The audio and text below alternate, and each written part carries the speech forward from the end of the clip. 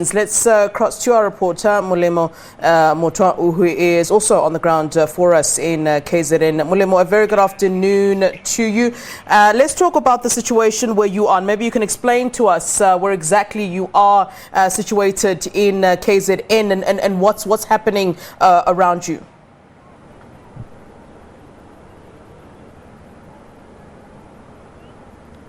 Good afternoon, Flo. Yes, indeed, we are coming live to you from the mega village informal settlement in Umlazi in Durban, south of Durban, where hundreds of residents here are still trying to salvage what's left of their belongings after the incessant heavy rains over the last few days. And we actually have spoken to a number of them who are saying that they feel left out because even as we are driving here, we had to leave the car, park the car and walk over a kilometer from where the car is parked to this place because roads are impassable, bridges have been washed away, and the community says they actually have been left dumbfounded because they had to watch people's belongings be floating over the Umlazi River. But just to hear more on this, I am standing with one of the residents here, Me Tula Tembi Malunga. Mama, ungasiqalela nje ukuthi lemvula mayiqala kwenzakale niphephile njani? Ya ku Monday inethile lemvula ya netha sangayinaka nje. Inethile lemvula sangayinaka ngoba ihleli netha kodwa ikaze bingakazi ifike la ngikhona binetha iphelele endleleni kodwa ngithe ngibona kuyoshaya 10 yabikhuphuka icaca ukuthi isegcekeni. Uma ifike egcekeni ngabona uma ngiphuma ngabona izindlu zingena khona emanzini zihamba namanzi izindlu nama toilets ngokunjalo abe ehamba ngangena endlini uma ngingene ngiphuma ngitshela abaselini uma ngiphuma ngaphuma sekegcekeni amanzi la ngihlala khona esenkungumuzi wonke amanzi sesingasakwazi ukuphuma sashiya izinto zivuliwe sabaleka sihamba phakathi kwawo amanzi sekukude sesiyakwe la sihlambe kuzophepha khona amanzi akazofikela khona lapho akuna gesi akuna manzi akuna ma toilet akuna kudla silambile nje kuhamba yonke into isisiza kulondawo besicela ukuthi uhulumeni asize ngendlela ngasengane noma usihlelisela amanzi ngoba iwona affectayo endaweni esihleli kuyona uma kuthi amanzi awekho ngabe si safe manje sithi sihlelise sisaba lamanzi ngaphesheya ngoba ayabuya ezindlini esihlezi kuzo sicela uhulumeni asizeke asinalutho kumanje asinampahla akunakudla akunama ID akunamafoni akukho gesi nokuthi senze nje asenze ukuthi sihlelani nje sinakudla.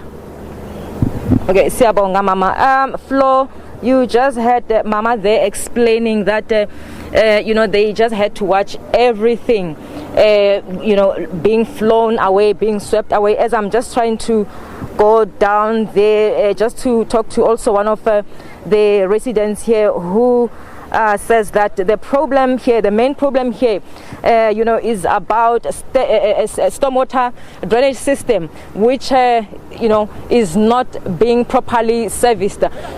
Mama, can you just tell us? You were talking about ukhuluma ngendaba yokuthi inkinga kakhulu ukuthi the stormwater drainage ayisevisiwe la. Ungasixelela ngaloo ndaba?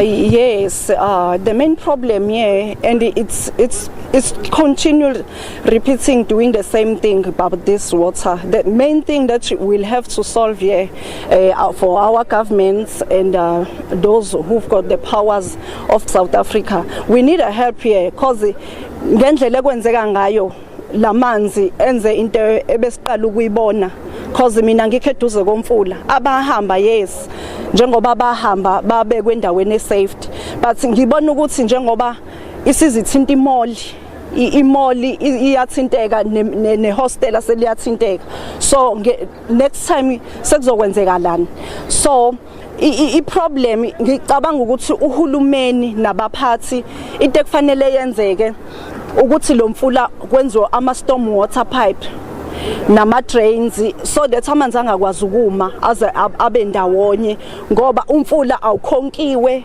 afika amanzi ame njengoba nje nisibona ivele yenza imvula into esingakaze siyibone njengoba nje kuqhamuka ngala imvula kuqhamuke ngala phezulu ikhukhula siyadinga ngempela ukuthi uhulumeni ake lolu daba alicubulungise ngoba siphinda into eyodwa lana kahle kahle mega village siphinda into eyodwa umlazi kusuka phezulu ukhonkwe le phezulu ukuze amanzi akwazi ukuthola idirection ngiyabonga kakhulu.